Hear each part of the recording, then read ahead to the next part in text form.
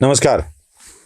कधी कधी काही गमती जमती अशा घडतात ना की त्या गमती जमतीवर काय बोलावं हेच कळत नाही.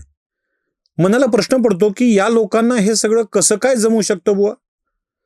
म्हणजे रोज सकाळी उठायचं, मोदींना शिव्या घालायच्या, मोदीच्या माणसांना शिव्या घालायच्या, मोदींचं समर्थन करणाऱ्या माणसांना अंधभक्त म्हणायचं, त्यांच्या विरोधात रान उठवायचं आणि एके दिवशी अचानक मोदींच्या सोबत मस्तपैकी गप्पा मारत बसायचं. रोज उठायचं, कधी मोदींची भेट घ्यायची, कधी अमित शहांची भेट घ्यायची. कसं काय जमू शकतं असा प्रश्न मला पडतो. पवार परिवाराच्या मध्ये शरद पवारांनी मोदींच्या भेटी घेतल्या, सुप्रिया सुळेंनी तर मोदी शहा शहा मोदी अशा भेटीचा सपाटाच लावलाय. आणि एका घरच्या कार्यक्रमात आलेल्या पंतप्रधान नरेंद्र मोदींच्या सोबत निवांत गप्पा मारत थांबायचं. कमाल आहे. कधी कधी वाटतं विरोध भक्तीचं जास्त पुण्य असतं की काय. म्हणजे रावणाला रामाचा अधिकाधिक सहवास मिळाला, सीतेचा तर जास्त काळ मिळाला. विरोध भक्तीचा हा परिणाम असतो की काय असं वाटतं. अशी विरोध भक्ती जास्त चांगली की अशीच भक्ती जास्त चांगली हा प्रश्न आहे. असो, एक व्हिडिओ दाखवतो आणि कसं काय यांना जमू शकतं असा प्रश्न मला पडतो. तो तुम्हालाही पडतोय का बघा.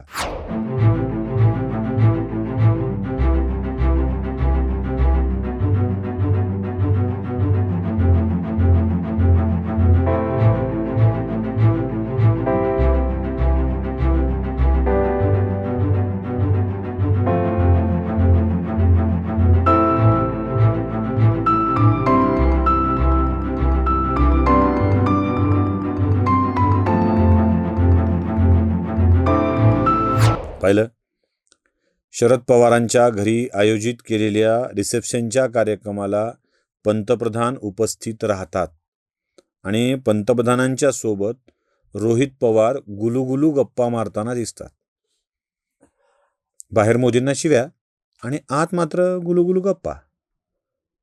बरं, यांचा हा स्वभाव, ही सवय जवळपास सगळ्यांना ठाऊक आहे.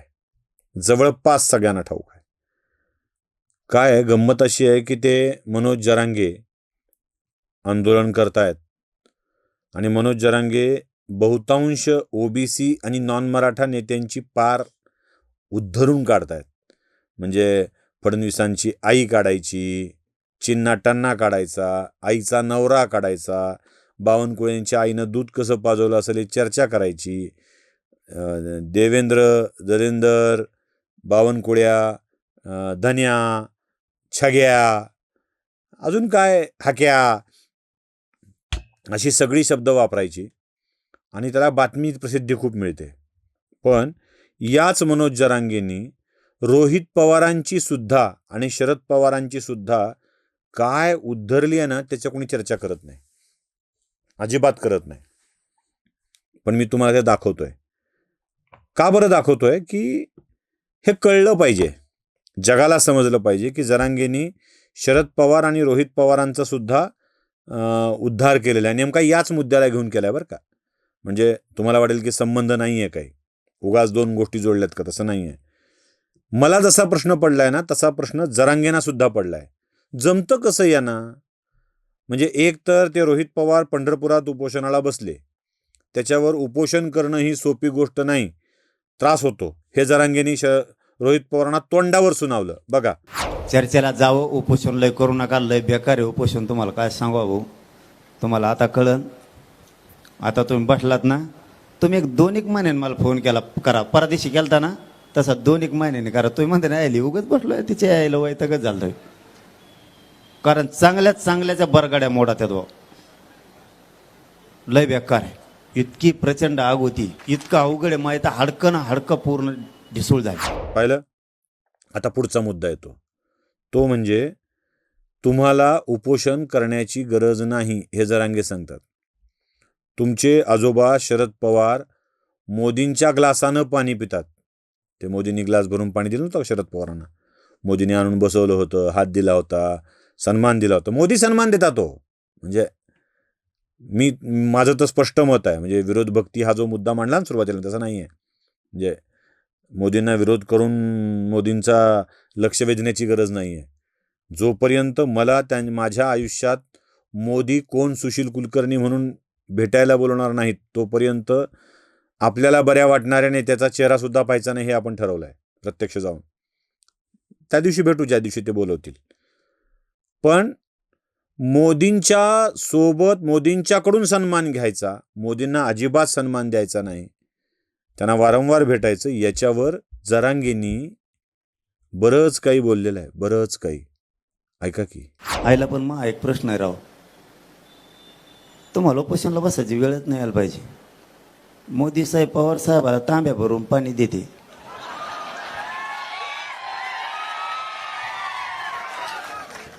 ते कोणत्या तरी टेबलावर आहे ना गिल्लास भरून पाणी दिलेलं. आणि मग मोदी साहेब जर एवढा जीव लावते, तुम्ही उपोषणाला बसून कमून का हडका मोडून घ्यायला लागले उगाच. पवार साहेबाला सांगा एक फोन फिरावं म्हणा तिकडं, काय जेवण कशाला ताण घ्यायचा उगाच, शेतकऱ्याचं तरी कल्याण होईल. सुनो मीडिया वालो, जरा गौर फरमाओ, यालाही थोडं मोठं करा की. म्हणजे शरद पवारांची, रोहित पवारांची दुहेरी चाल, इकडे मोदींच्या विरोधात रान पेटवायचं आणि तिकडे मोदींना जाऊन भेटून करत बोलायचं, हे बरं नव्हे. आणि याच गोष्टी जरांगेंनी उघड केल्यात.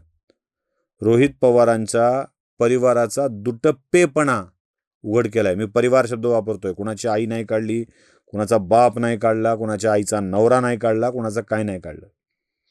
या परिवाराचा शरद पवार कितीदा भेटले मोदींना, सुप्रिया सुळे कितीदा भेटल्या मोदींना, रोहित पवार अदानींना भेटतात, त्यांचे ड्रायव्हर होतात, अंबानींना भेटतात, मोदींना भेटतात, सगळं करतात आणि शिव्या घालायला इकडंच असतात.